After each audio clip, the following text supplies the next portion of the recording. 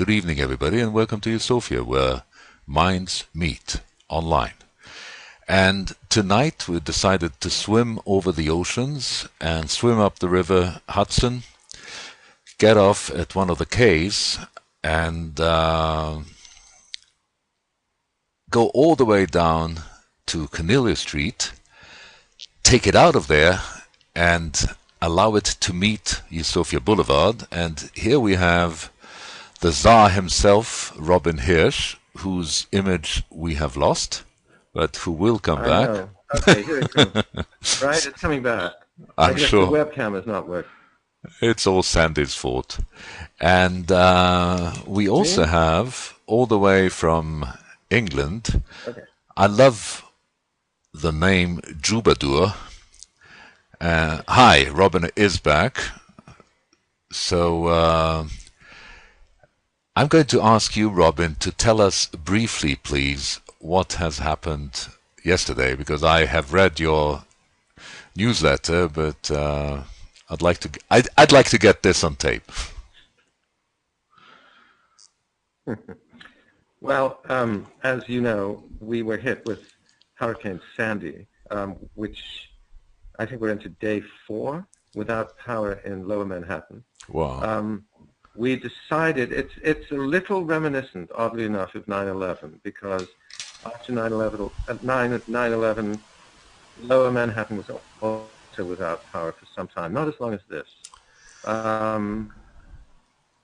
And we decided yesterday that come hell or high water, we would open, partly because Daniel Cainer was here from England, and I thought, oh, it's a fairly simple business. It's a keyboard and a microphone, and everything else we can do by candlelight. So my wonderful chef, also Dan, everybody in the story is Dan, including you. My wonderful chef had rigged up an extension cord through an inverter to his car, which he is running on the sidewalk by the cafe. Through the transom, we feed this extension cord, and Daniel Cainer and I run around in pitch darkness in the basement with flashlights looking for other extension cords to try and plug into the same source of power and activate his keyboard in the back dining room, which we succeed in doing. And Daniel, as being far more efficient at all of this and far calmer, managed brilliantly to set that up. Daniel and I had been to Lowe's and had bought a bunch of solar-powered lights, which we hoped would last through the evening. So we are lit by candlelight and the dimming globes of solar-powered outdoor lamps. The bar is illuminated by little fairy lights. We actually had little blue fairy lights strung on the awning, which are run by 2 AA batteries. And so in the end, we opened at about 5:30. The bar was open. Chef Dan managed to produce out of a kitchen where you cannot cook because there's no venting, and from storage which was kept cold with ice in our walk-in, managed to produce a limited menu. Like the beginning of... sorry. Including somehow risotto, which he was doing on a very low burning flame. I see coming into the back here, Daniel Cainer himself. So we have a functioning restaurant in a pitch dark street. The only illumination in Lower Manhattan is from the lights of cars. There are no traffic lights, and we have every candle we own burning, 2 or 3 to a table, and people actually dribbling in and dribbling over each other. Well, no, everybody managed to adjust, because coming in from the dark, this felt like illumination. And at somewhere close to 7 o'clock, we shepherded about a dozen people into the back dining room, and Daniel gave this absolutely extraordinary show. Oddly enough, I mean, New York is essentially a Jewish city. the largest preponderance in the back room were 5 visitors from Ireland. So they had an education in the history of Anglo Jewry set to music by Daniel Cainer. Daniel is somewhere sitting next to me and conceivably could join in. Are you visible? No, I've lost my connection on my laptop, so that's why I've come down here. Oh, okay. We'll now. This is almost as primitive as Cornelia Street. Well, the only difference is that you do have electricity, so hold on. it's a little bit less romantic. Very well. Fantastic. Okay. Okay. Okay, I can't hear you. You can't hear me? No, he's not. I can hear you. I can hear you out of the speaker of his. Okay. Well, this is, almost as romantic as operating Cornelia Street Cafe in the dark. Absolutely. If I can do this, you might be able to get Daniel a little bit more into the picture. Shall we move that over? Let's see. Here he comes. Okay. I know he looks like a midget by comparison with me, but in reality he is a giant. The giant of the stage. Yes. But it's not the screen in this particular case. Here we are. We'll cuddle up to each other, and Yeah. there we are. That's actually much better because... There we go. Okay, here we are. Okay, so you can see that I'm very tall, and... Yeah. Okay.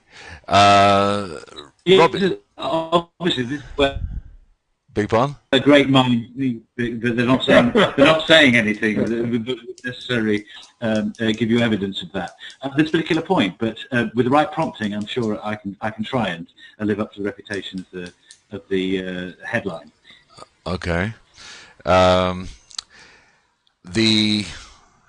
Originally we had a plan to do a Cornelia Street corner at u-Sophia, whereby once a month, once a year, once a day, once a week, something like that, Robin would share with the world the plans of the next day, week, year, whatever, in Cornelia Street. And we also had the idea of having a story pond or a story corner whereby pearls of wisdom would come out of the mouth of the various raconteurs. And so I'd like to, try and keep to at least part of it. I had to start listening to what happened in Cornelia Street Cafe, and I'm sure that next time we're in New York we'll hear much more about it. But let us try and start off with the storytelling, if you don't mind. And, if you have... Well, the obvious story to tell, there are two perhaps. The obvious story to tell is about the blackout of 1977. We had been open for 10 days, and suddenly, actually, we were one room with a toaster oven, the famous Cornelia Street toaster oven, and I was teaching night school. So my routine was to open the cafe at 7 in the morning to tend to the trickle of people who would come in and beg for cappuccino. And then at 4 or so, my two partners would relieve me and they would do the night. So on this particular day, I leave at 4 o'clock, I get on my bicycle, I go up to Port Authority, I get on a bus to Bloomfield, New Jersey, where I'm teaching night school, and I come back around 10 or 10:30, and as the bus pulls in to Port Authority, it's pitch black. And everybody on the bus is going, what's going on? And we get there, and the doors open, and there's a porter there saying, power's gone. And everybody thought, okay, power is gone at Port Authority. No, power is gone throughout the city. Wow. So we stumbled through Port Authority, and I I was always told by New Yorkers far more sophisticated and experienced than I not to tie my bike or to chain my bike to the scaffolding at Port Authority because it would doubtless be ripped off. Now it's pitch dark, and I'm fumbling my way, actually where we were yesterday, 40th Street and 8th Avenue, and I can feel the scaffolding, and I'm sort of feeling my way along this. And yes, there is a bicycle. And indeed, it appears to be my bicycle. Whoops.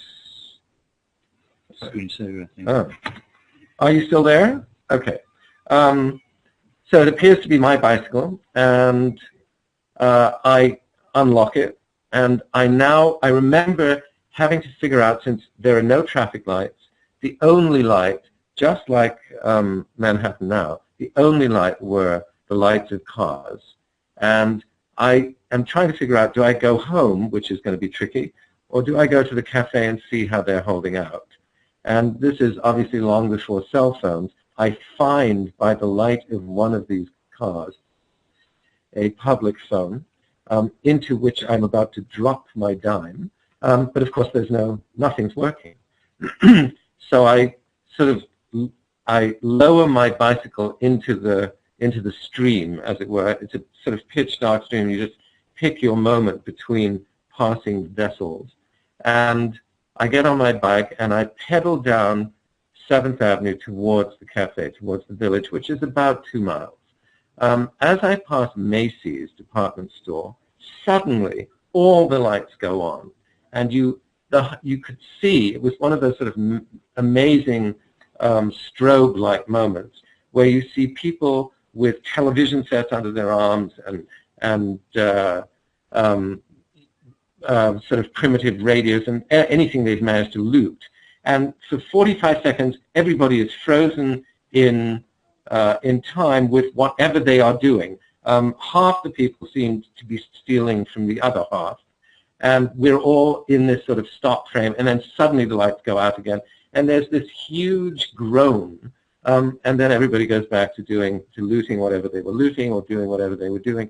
And I continue on my bicycle. I round the corner to Cornelia Street, and there glowing are the same candles that we were using last night. And Charles and Rafaela, we have become the center to the neighborhood. Charles and Rafaela are giving everything away because our little refrigerated display case has no power. And so we're giving away the huge, complex contents of our refrigerated display case, which consisted of quiche, pâté, cheese, and Hungarian pastries. And around 4 o'clock in the morning, after we all started to disband, and some of the people on the street were musicians and brought guitars and sang and so on, some of us decide, because it's a balmy summer night, it's July, actually it's a very hot summer night, we decide to clamber down Carmine Street to the Carmine Street pool, and we climb over the walls, and half a dozen of us go skinny dipping at sort of 5 in the morning. And it's one of those sort of festive moments. We all get out, we all sort of shake ourselves dry, get back into our clothes, climb back out, and walk up Carmine Street, on the corner of which you may remember, there is a church called St. Anthony's of Padua. And in that light, with no artificial light whatsoever, one has this sort of weird sense of walking through medieval Siena. I mean, not exactly, but there's the same sort of sense of light, the same imitation of such a church, and so on. Anyhow, it was that particular blackout lasted for 36 hours. 10 years later, when Merkoch proclaimed us a culinary as well as a cultural landmark, which flows very trippingly off the tongue, he wrote us this lovely letter saying, you have become this, that, and the other. And 10 days after you opened, New York was struck paralyzed by this terrible blackout. Are you sure it was not caused by plugging in your toaster oven? So that proclamation still hangs in the cafe somewhere. with, the legendary toaster oven immortalized by Ed Koch, who himself has been immortalized by the Queensborough Bridge to Queens, which has now been renamed the Ed Koch Bridge. So that's my story. It sounded like you had many revelations. It was a story like a gospel-like story. And then all of a sudden in the middle, we had a real Kodak moment.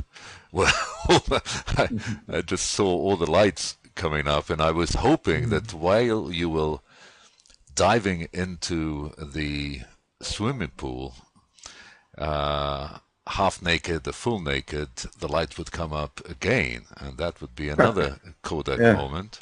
Yeah.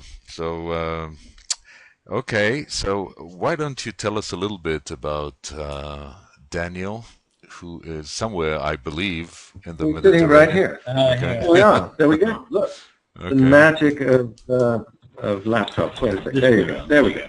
Okay, so here we are. This is Daniel Cainer. Hello. Hi, Daniel. The Joubadouring. Indeed. I am the Joubadouring. I am that man. I am that Joubadouring. Okay. I wasn't actually until fairly but I've rebranded and have become the Joubadouring, which is slightly, it's a bit of a hard cross to bear, actually, if you pardon me. Prior to this, I had a show, a collection of songs, stories and song, which I was calling Jewish Chronicles, which was a kind of play on the UK newspaper title. But I was told many times that this would not really be, the joke, the gag would not be got here in New York, and that I needed to produce something to call myself that was a little more down market. And so hence the Joubadouring was.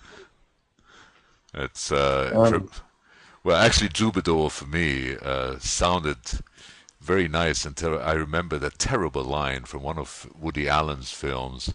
I can't remember which one it was, where he was walking out after playing tennis with this huge, very good-looking guy who is his good friend, blah blah blah, and he goes. Robert. Yeah, right, and he goes.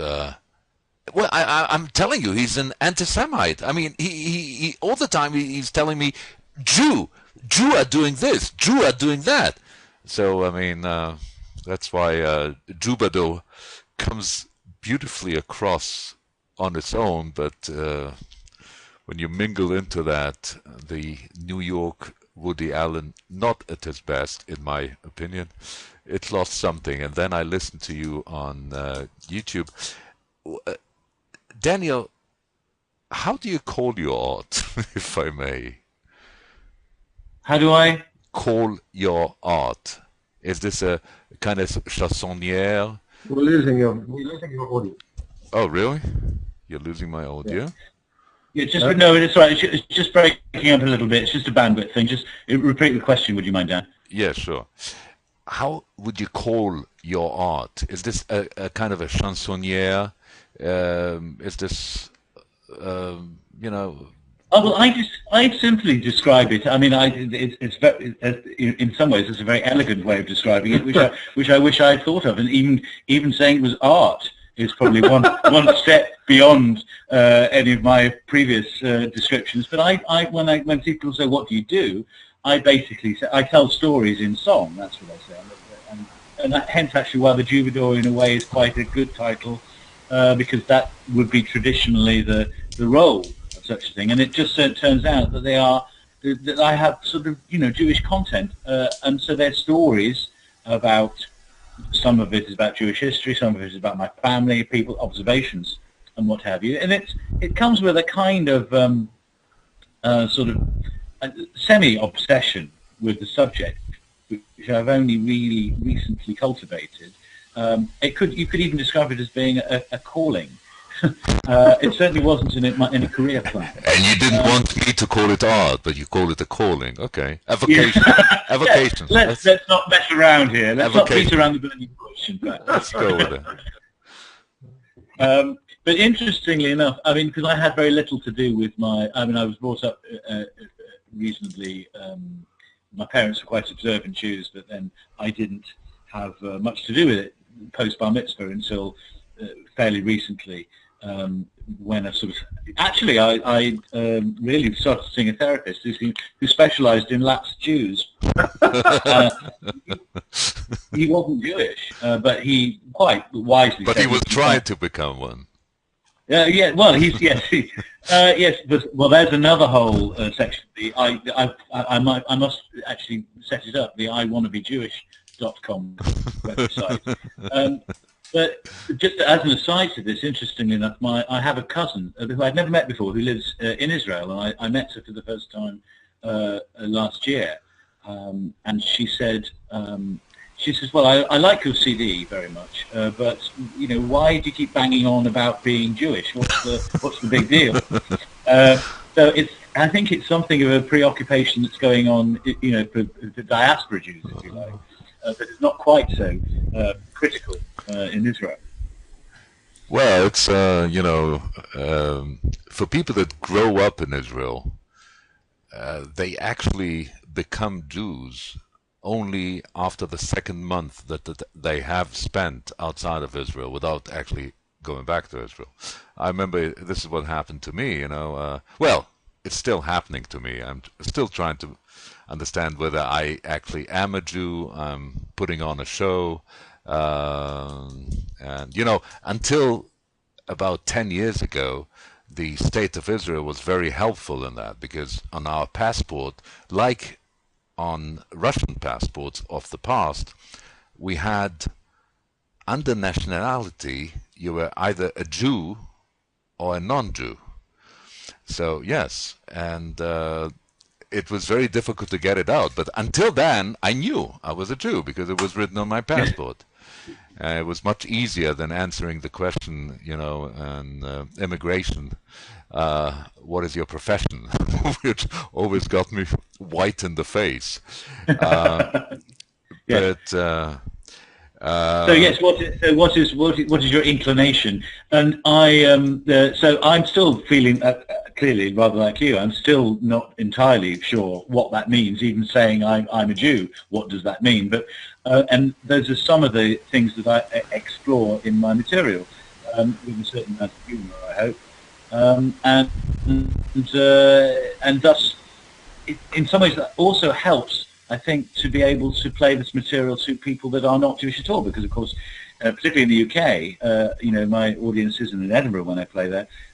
They're actually probably 75% non-Jewish, although they're obviously going to be predisposed to being kind of interested in the material. Otherwise, they wouldn't be coming to a show that had either Jewish in it or the Joubadouring or anything. So they're either going to cause a riot, or they're going to be curious about it. But obviously it has to appeal universally. Mm-hmm. And ultimately, I think that those, discussions that I air, internal questions about who I am and what I am and why I am and where I'm going, where I've been from, they're universal examinations, really. It's quite interesting because we have some offline meetings in a kind of conversational salon that we run at home. And hold on a second. Sure. Please silence your cell phones. Yeah, okay, it's off. Okay. Didn't you hear the message at the beginning of the show? Please switch your cell phones off. No, we were having technical difficulties. We missed that bit. Okay. Anyhow, so one of the evenings that actually was postponed, so I didn't conduct it yet, was a meeting that history never allowed to happen between Freud, Walter Benjamin, Herzl, and Stefan Zweig. Now, Stefan Zweig and Herzl did meet, but one of the fantastic lines that are real life lines is when Freud was trying to understand what it means to be a Jew. He said, I could never work it out. And yet, I have to say, I am a Jew, but I have no idea what it means. And so I think we all have this kind of, unless, you're convinced and you have God to lead your way and hold your hand and all this, which probably is nice. I don't know if we can someday find him. Well, that's true, but of course that's one of the sorts of, if possible characteristics how you might describe being Jewish is that it's almost uniquely as a sort of religious or cultural organization, that God doesn't necessarily have anything to do with it, but it's there's certainly an argument about it. One of the things I'll never understand is the uniforms that Jews and other fanatics, when they are fanatically religious, have to wear. The people that walk around in Israel and in Williamsburg and all over, dressed as in the shtetl of 500 years ago. And, in the shtetl they were trying to get out and become... And last time that we were traveling to New York, on the plane with us, there were women who were dressed with a turban. They looked like Sikh, and they were religious. Oh, yes, what is that? And they're religious. I don't know, because it's odd because, like you say, the men are dressed in sort of 16th, 17th century fancy dress. But the women tend to be generally dressed as if they'd come from clothing from a sort of 1950s mail order catalogue. But the addition of the turban is a relatively new thing that I've never seen it. I've never seen it before. It was. It's a new line that's been introduced. There's considerable discounts, and I think that's possibly what's going on. Maybe that's the story. But anyhow, I don't. I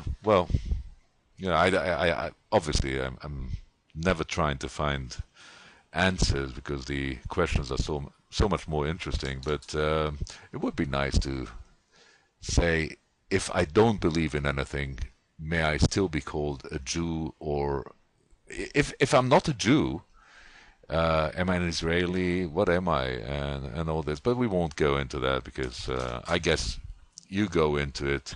Well, I think I've quoted this before. Jonathan Miller, who was a hero of mine, who was part of the four brilliant young men who became Beyond Fringe. There was a moment in Beyond the Fringe where two of them were from Oxford and two of them were from Cambridge. And Peter Cook says,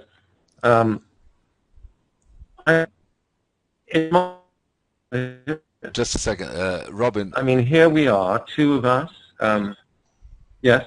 No, we lost you. It became kind of... Oh, okay. You're back now. Can you hear me now? Yes. Yeah, okay. So there's Peter Cook and Alan Bennett. No, Peter Cook and Jonathan Miller were at Cambridge. Alan Bennett and Dudley Moore were at Oxford. And Peter Cook says, isn't it extraordinary? Here we are, sharing the same stage. And here's Jonathan and I from Cambridge, and over there, Alan and Dudley from Oxford. And yet here we are, etc. And then somebody says, how many of you know that Jonathan Miller is a Jew? And Jonathan Miller comes down and says, no, I'm not a Jew, I'm Jewish. And that sort of, for me, has kind of resonated for the last 50 years. That's exactly what I certainly think of myself as Jewish. I think that a Jew carries so much weight. It's rather a heavy cross to bear, as Daniel so eloquently put it. As one of our fathers found out on his own expense, and anyhow, but so I know that we are not as advanced as Cornelia Street Cafe without electricity, but do you think if there's any possibility for you to give us a taste of one of your performances? We could do something. Is it okay for Dan to... I think so. Listen, you talk to Dan and Dan talk to each other. I have to go downstairs and see whether the shrink who rents the office below is in residence, in which case we can't play the piano. Ah, So okay. talk to each other. Okay. Yes. The shrink is the lady of the house, I believe. Well, that's not I think there are two shrinks downstairs. Actually, there are two offices. One as well. There's whatever the collective noun for shrinks are. A wrap of shrinks. A shrink wrap. I don't know. What is the collective noun for? I think it's the shrink's den. Yeah. Oh look. Look, ladies and gentlemen, I don't know whether you can see this.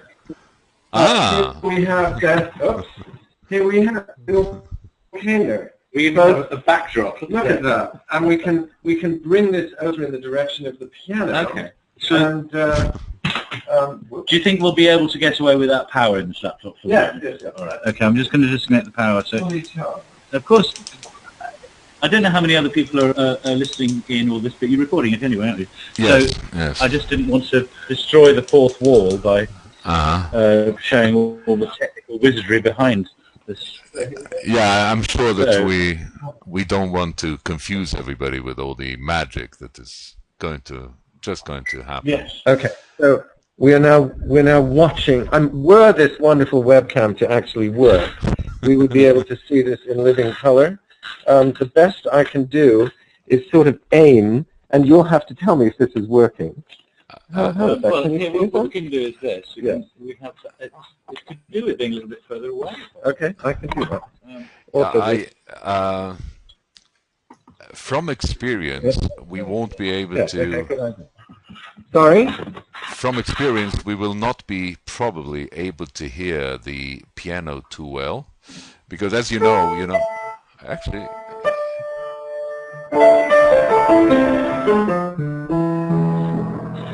Can you hear that? Yes, let's try it together with your voice.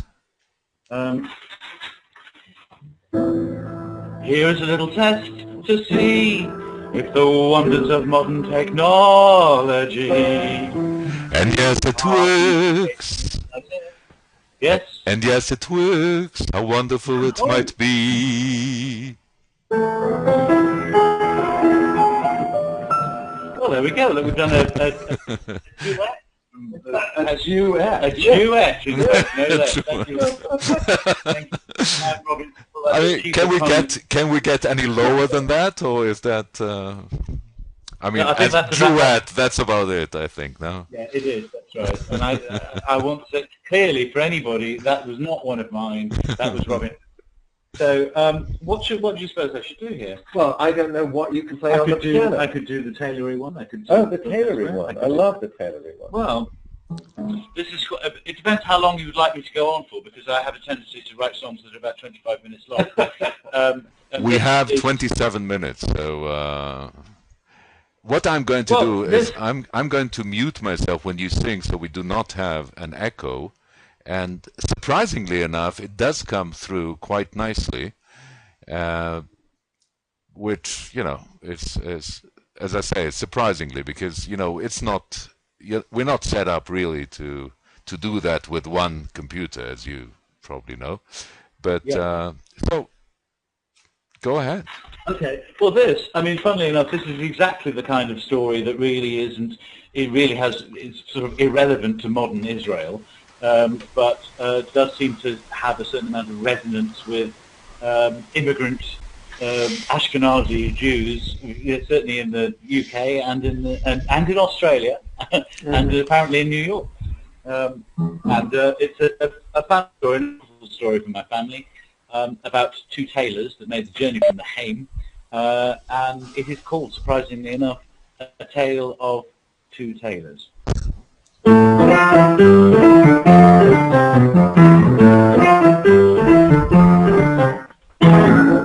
we hear that?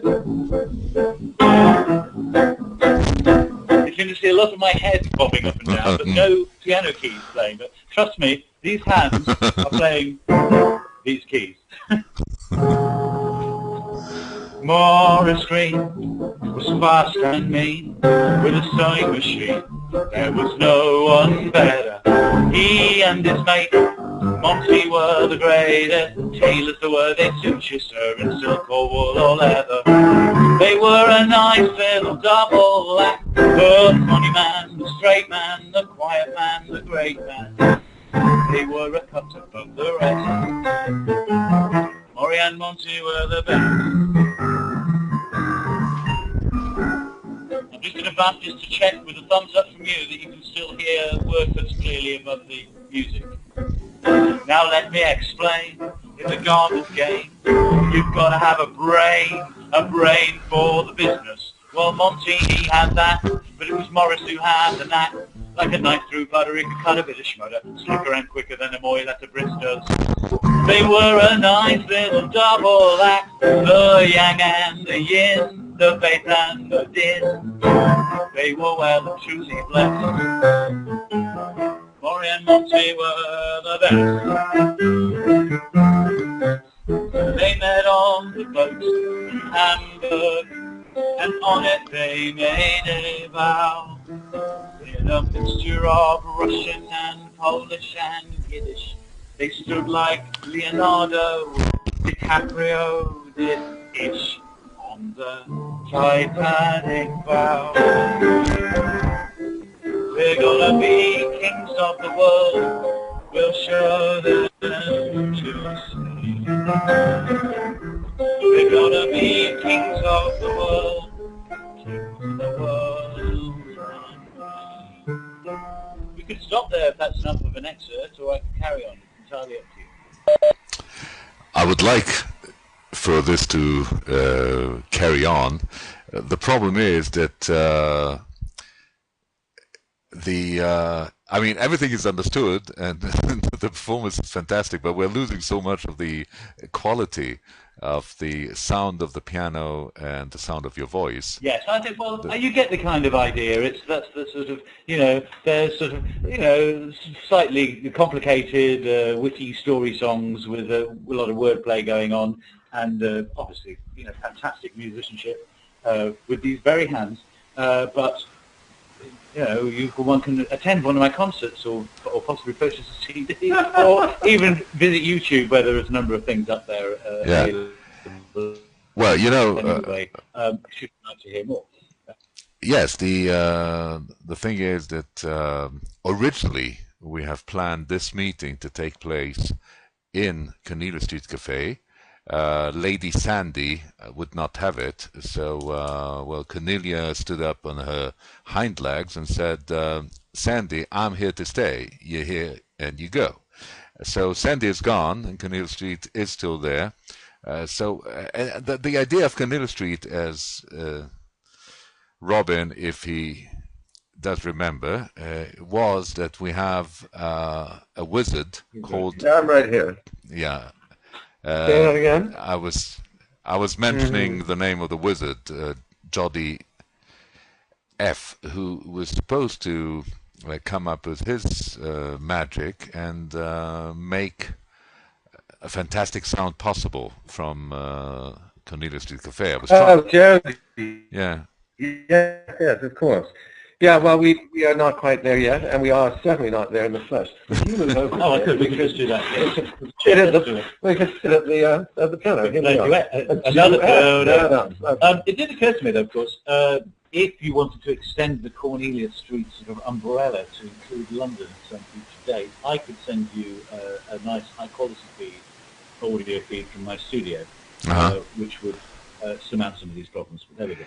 Well, what we could do, I mean, we are now developing the u-Sophia Agora, which is a good Jewish name. Agora in ancient Hebrew became Agora, became Agora in Greek, and then actually it does come from Hebrew. Agora is... Does it really? Yes, it's the smallest coin that was used to pay tribute to the god. Hello, yes. There you are. Yeah, agora is the smallest coin that was used to pay tribute to God in whatever way in the temple. And Alexander thought that it was a marketplace, so it became Hellenic. Whether it actually started off with Alexander when he came to Tel Aviv and you know, the great Alexander, and said, "Hey, do you have an agora here?" And they gave him a piece of money, and then it became a marketplace, or it's the other way around. I have no idea. But anyhow, all this is to tell you that we are now developing our marketplace, and our marketplace will be a whole spectrum of personal boutiques, where each and every one of the of our guests will have his own boutique with different things that are happening. And as in some of the boutiques, these boutiques are meant for real commerce, real commercial exchange. So people will be able to share work in progress, sell in different types of ways. You know, either sell a CD which will be sent over as is, or with a dedication, or with you know, in some cases the signed underwear if it's Lady Gaga, you know, stuff like that. And so all this is to say, too much. yeah, I know. All this is to say that I would love to. Well, Lady Gaga, of course, one of the most famous waitresses at the Cornelia Street Cafe. That's why I mentioned her, because I wanted you to tell us that. None of us actually remember her, but she was a different person then. Yeah. She has a song. She has a line in one of her songs about working on Cornelia Street. So everybody assumes that she was a waitress at the Cornelia Street Cafe. There is, however, other work to be had on Cornelia Street. And maybe that was not exactly what she was referring to. Anyway. It's not that Cornelia Street. It still goes on, by the way. When we were, one of the evenings there, Nira, you probably remember, we were sitting outside with your friend from Don't Play With Your Dinner, what's his name? The friend from... Sorry, I'm losing you. So whose friend are we talking about? Your friend from Ohio, the guy that... oh, Herb Duval. Yes, yes. Right. All of a sudden, a woman, a lady of the trade comes out screaming at somebody. I'm not going to repeat her words, also because I won't be able to remember all of them. And the whole street all of a sudden comes to life, and you know, half of the street is with the John, and half is with Lady Jane, and then she starts screaming at everybody who takes her part, you know, who is trying to be nice to her. What the fuck do you want with me? And it was incredible. So Cornelia Street Cafe is not the only thing that is happening. That's normally called the Cabaret. And actually, it's every Wednesday. Every night. Every Wednesday night. At 11 o'clock, yeah, that's okay. So, no, I would love to be able to maybe do an evening with you, Daniel, from your studio, because we are now, I'll try to be serious. It's going to be difficult, but we are now putting on live shows, and the live shows use u-Sophia as the stage. So it's not something where u-Sophia broadcasts a performance from somewhere else, which we also do, but it's something that we create something with u-Sophia in mind. We are working now on a Schubert lead, and yesterday was the first time that it actually happened off screen, in the sense that you know, it was not open to the public yet. Okay, Michael is saying that he has to leave. Thank you very much, Michael. Michael's in Toronto. Michael's in Toronto, and he is. By the way, did Sandy come to visit Toronto yet? No. Michael. Sandy was here. We lost one individual, unfortunately. Really? Oh. A lady who was walking down the street got hit with a staple sign that came loose, and was killed on the spot. Head injuries. Wow.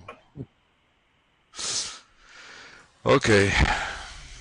So thank you for being with us, Michael. And you did tell me that you will have to leave before the end of the program. So we'll see you again. And Thank you very much. Okay. Okay. Bye. Good evening. So as I was saying, Daniel, I would love to, to plan an evening whereby we schmooze a little bit, and then we'll go live from your studio in London, because. Well, I'd be delighted to do it. We can discuss the finer details of that offline, if you like. Yes, Lovely. yes, sounds fantastic. Robin, why don't you tell us your presumed plans, with Sandy's permission, for the next week or two in Cornelia Street? I'm going to have to ask Daniel to fire up his computer, go to the Cornelia Street website, and then we'll walk through. So then we can walk through what is coming up, and also what's being cancelled. The only show that we have done actually since Sunday is to bring Daniel Cainer and his keyboard and microphone and a huge amount of equipment, solar lights and battery-powered sort of speakers and so on and so forth. Anyhow, we did it. It was great, but we decided tonight is you were there for one of them. We have an artist salon on the first Thursday of every month, and for the first time ever, I think we're having to cancel it. So that is not happening. The second show tonight, whatever it was going to be, is not going to be. We are canceling tomorrow night, which is the first part of it is poetry. The second part, as soon as Daniel gets us fired up, I'll let you know. And then from I can do something else if you want. Yeah. Which might be more in the sense of what we do. I will walk us through. Okay, great. The website. Yeah, we'll do it right in. So. Oh, okay, fantastic. Cornelia Street Cafe. Okay, here we are. Okay. Can you see it? Nope. But I can use Dan's computer. Here we go. Okay. There we go. Okay, so you've got it. Talk him through it. Yes, I'll talk you through it. So Okay. there we are. Tonight's artist salon, which I mentioned, which is an opportunity for artists from different genre and different generations. There you see the downstairs performance space. It struck me a long time ago that audiences were becoming very stratified, and that as soon as we moved downstairs, we used to do all these performances upstairs in one room, then two rooms, and finally the room that Daniel played in last night. Audiences were becoming very stratified. People would come for specific things. What then began to happen, particularly after we moved downstairs, was that artists became stratified, so that jazz people would come for other jazz people, and playwrights would come for plays. So some years ago, I thought, we should have one moment where artists from different walks of life and to different generations in the cafe's history have the chance to just rub shoulders, mingle, and say, oh, you're a trombonist. Really? How interesting. And you're a painter, and so on. So that is what would normally be happening tonight at 6 o'clock. But as I said earlier, we have canceled the shows tonight. If you could walk me down to the next show, Daniel, there we go. So unfortunately, he's also canceled. Jeff Vidal. I think this might have been a CD release, but anyhow, it's certainly within a particular jazz genre.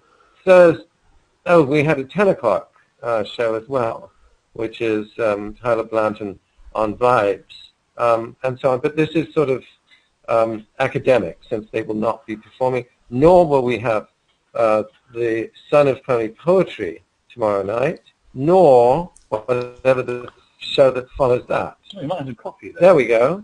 Oh, Jason Rigby, that's a great shame. I mean, these are three wonderful musicians, two of them originally from Cleveland, and one of them from Detroit. Cameron Brown is a sort of the grand old man of the upright bass and plays quite a lot at the cafe. All these guys play individually, but they've gotten together with a view to playing tomorrow night at the cafe. Very unlikely that that will happen. However, we hope that on Saturday, which we're getting to, the Liar Show, which is a fabulous show that Andy Christie has devised, where for storytellers, and he's somebody you should have on, Dan, because you'll get a great kick out of this. These are four people telling stories. Three of them are telling the truth. One of them is telling a complete packet of lies. And the audience gets to interrogate them and then to vote on who's the liar. So that's Saturday. I hope that will still be going on. Let's have a look at the next show. Okay. This is again jazz with Dirigo Rataplan. Dave Ballou is a wonderful trumpet player. These are also, this is part of our sort of very complete jazz programming that Tom Chang is in charge of. Let's keep going. Oh, Serial Underground. This is a series that you've met Jed Disler. Jed Disler started probably 7 or 8 years ago at the cafe. He runs something called the Composers Collaborative, which is really a forum for mostly avant-garde composers and an outlet for them to perform their works. This year, the guest curator is Demetrius Spaneas, whom I think you also met. Yes. He's a wonderful reed player. He plays clarinet, he plays saxophone. He just had a saxophone concerto premiere in Westchester about a month ago. Oh. And unfortunately, Sandy did in the opera that was going to be performed last Sunday in Flushing, in Queens. Uh-huh. He's a wonderfully talented and interesting guy, somebody else that you should have on one of these days. Let's keep going. So that, I hope, is going to happen. Oh, okay, isn't that interesting? Yeah, this is, Manor Effect is Sarah Elizabeth Charles vocals. Caleb Curtis, who sometimes hosts for us, is on saxophone, and so on. It's, again, part of the jazz program. Let's move on. Monologues in Madness. Toulouse McCall hosts. This is mostly actors who write new material and get 3 or 4 minutes to get up and try it out. Some very, very, very cool writers, some comedians, some straight actors. Okay, and then following that, the legendary David Amram, who appears once a month. Our telephone. Would you mind answering that? Thank you.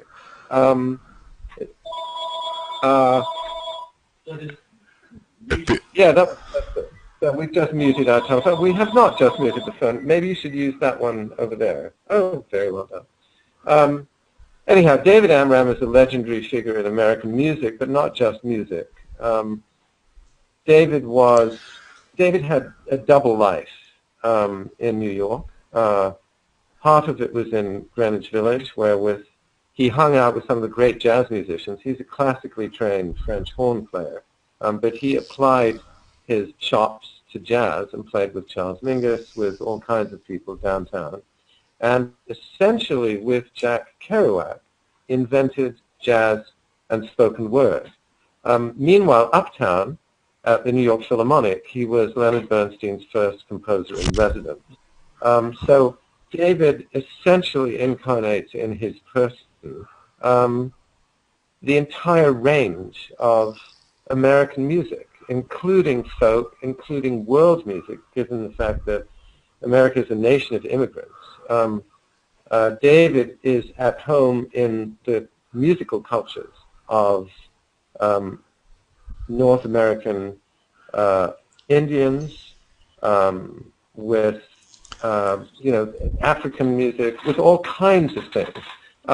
And once a month he gets to tap dance his way downstairs at the Cornelia Street Cafe, sometimes with unexpected guests, sometimes with expected guests.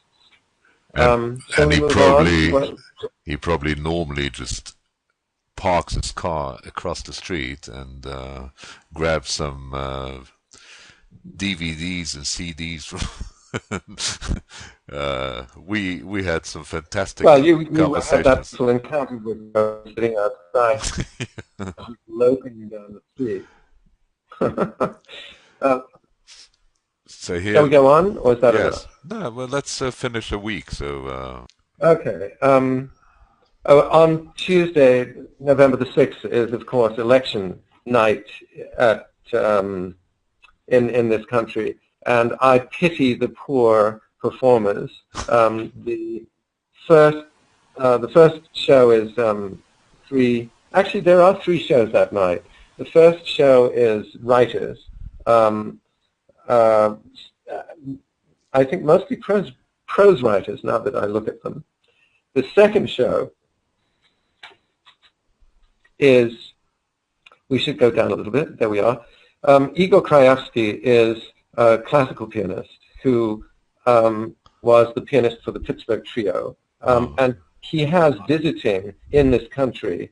If you just go up a little bit, I could read the name. There she is, Agnes or Agnès Dubois-Chauvet from France. They've done a tour of some parts of America, and they will be doing their final concert together on election night for a handful of possibly immigrants who don't get to vote. Who have no and idea then following them, I'm sorry? We have no idea that...